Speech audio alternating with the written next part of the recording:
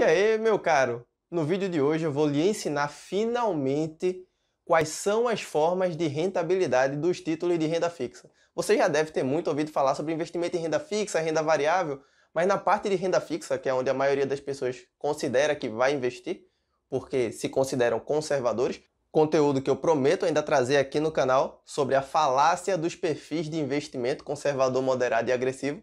Então, se você quiser esse tipo de conteúdo, me avisa botando aqui nos comentários hashtag perfil de investidor para que eu saiba que você se interessa também por esse assunto.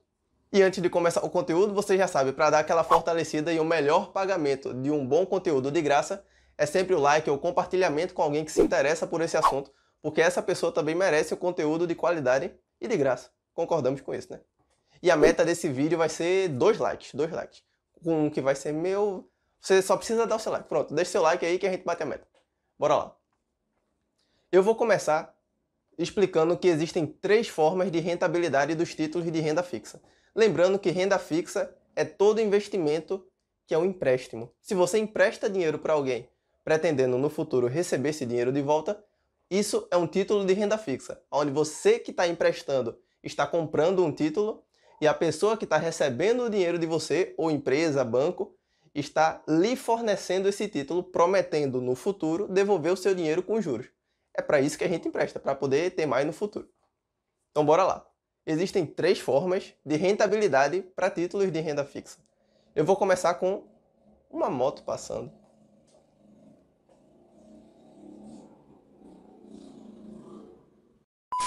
Eu vou começar com o que eu considero ser o mais simples, que é o pré-fixado. Como o próprio nome fala, o pré-fixado é o único dos títulos de renda fixa que a gente sabe perfeitamente quanto vai receber no futuro. Se você compra um título que rende, por exemplo, 10% ao ano, e ele tem prazo de vencimento de 1 ano, exatamente, a gente sabe quanto vai receber daqui a 12 meses. Se você investe num título que está pagando 10% ao ano para receber daqui a 1 ano, ou seja, o prazo de vencimento, então você sabe que os R$1.000 vai virar exatamente R$1.100 daqui a 12 meses. Não tem mistério sobre quanto você vai receber no final do título. Esse é o mais simples e é uma das 3 formas de rentabilizar um investimento em renda fixa. A segunda forma é o pós-fixado. Se o pré-fixado a gente contrata previamente a taxa de rentabilidade, justamente por isso ele é pré-fixado, porque a gente fixa previamente a taxa, no pós-fixado é exatamente o contrário. A gente fixa que vai ser uma taxa após. Como assim, Tomás? Ficou estranho. Imagina assim, não tem a famosa taxa Selic? Pronto. Ela guia vários tipos de rentabilidade. Uma dessas coisas é a poupança. A poupança rende 70% da Selic, enquanto a Selic estiver abaixo de 8,5% ao ano, que é o caso nesse momento. Então, se a gente sabe que a poupança rende 70% da Selic, você me pergunta, Tomás, mas ela rende todo dia? Não. A poupança rende uma vez por mês. É o que a gente chama, um nome bem esquisito, admito, de mêsversário. Toda vez que seu dinheiro completa um mês dentro da poupança, ele rende 70% de quanto foi a Selic naquele período. E é por isso que o nome é pós-fixado, porque é somente após o período que a gente vai saber quanto foi a Selic dos 30 dias, tá entendendo? A mesma coisa funciona com coisas 100% do CDI. Quer um exemplo? Dou logo 2. CDBs que rendam 100% do CDI, como do Banco Inter, por exemplo, ou a própria conta remunerada do Nubank, que ainda não é um banco de investimento, pelo menos enquanto eu gravo este vídeo. É uma conta remunerada, é uma coisa diferente. E ainda posso também trazer um conteúdo sobre isso. Caso você queira, bota hashtag Nubank. Tá bom. No caso dos títulos de renda fixa 100% pós-fixados, ele é o único que não tem volatilidade. Da mesma forma que a poupança. A gente sabe que todo mês vai subir, nem que seja pouco. E é o único tipo, vou repetir, que não tem volatilidade. E por que isso é tão importante? Porque tem gente que acha que simplesmente por se tratar de renda fixa, não tem variação de preço, não pode dar prejuízo. Mas pode sim. Eu não sei se você sabe, mas renda fixa que em qualquer ponto tenha uma taxa pré-fixada, ela varia de preço. Porque quando a taxa varia, o preço também varia.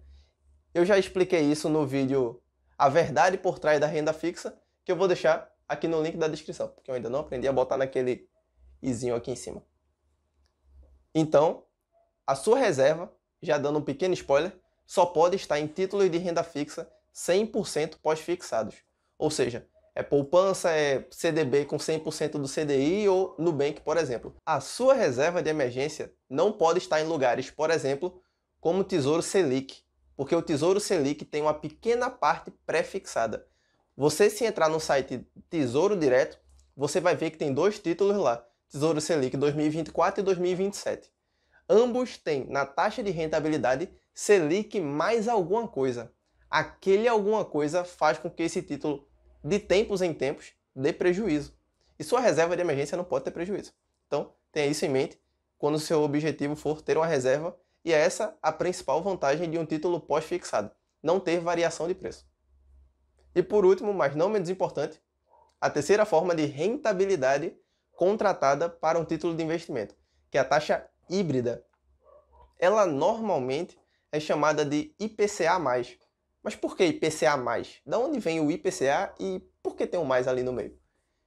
Ela funciona da seguinte forma. Geralmente, ela é atrelada a uma rentabilidade fixa e uma rentabilidade variável. No caso da rentabilidade fixa, é justamente o, por exemplo, IPCA mais 4% ao ano. Esse 4% ao ano é a taxa fixa desse contrato. Sendo que a parte flutuante, a parte variável, é o IPCA, que seria a inflação medida pelo governo. Porém, a gente não sabe quanto vai ser a inflação no futuro. A gente simplesmente contrata que esse título vá corrigir pela inflação medida pelo governo de hoje até o vencimento desse título. Mas a gente não tem como prever, a gente pode estimar ou tentar prever, que são coisas distintas, prever e tentar prever, quanto vai ser a inflação de hoje até o vencimento desse título. Mas isso a gente não tem como afirmar. E isso vai influenciar diretamente quanto você vai receber lá na frente. Porém, a taxa fixa a gente sabe. Por isso que o nome desse tipo de rentabilidade é híbrida, porque ela tem uma parte flutuante e uma parte fixa. Ainda sobre os títulos híbridos, não necessariamente precisa ser IPCA mais uma taxa fixa. Eles também podem ser IGPM mais alguma coisa, mas é mais raro encontrar títulos atrelados ao IGPM. O próprio Tesouro Direto deixou de vender eles em 2006, se não me engano, porque, né? Assim, se você vê o índice de inflação medido pelo IGPM é muito maior do que o medido pelo governo, porque o IPCA é medido pelo IBGE, ou seja, o governo é quem calcula quanto foi a inflação, e o IGPM é medido pelo FGV, que é a Fundação Getúlio Vargas, que é uma entidade privada. Então, ela não tem tanto viés na hora de querer medir a inflação para fazer ela parecer menor. Eu vou colocar um gráfico na tela agora, para você só ter uma noção desde o início do plano real de quanto foi a inflação medida pelo IPCA e a inflação medida pelo IGPM. Sim, a diferença é brutal. Por isso que o governo deixou de atrelar seus títulos ao IGPM. Mas além do IPCA e do IGPM, também existem outras formas, como CDI+. Por exemplo, a gente não sabe quanto vai ser o CDI no futuro. Exatamente na mesma lógica do IPCA ou do IGPM, porque ele está no futuro. A gente não está contratando isso no presente. Porém, a gente consegue contratar que vai render pelo menos o CDI mais alguma coisa. É o chamado CDI+. Então são essas as três principais formas, sendo o IPCA+, a mais famosa e a mais fácil de encontrar, dos títulos de rentabilidade híbrida. É isso, espero que você tenha gostado desse vídeo mais curto. Se você quer o conteúdo sobre perfis de investimento, bota aqui nos comentários hashtag perfil de investimento ou perfil de investidor. E caso você queira... Eita, qual foi a outra hashtag que eu falei? Eu posso também trazer um conteúdo sobre isso. Caso você queira, bota hashtag Nubank. Não se esqueça de deixar o seu like, para a gente bater a meta de 2 likes, compartilhar com alguém que se interessa por esse assunto e até o próximo.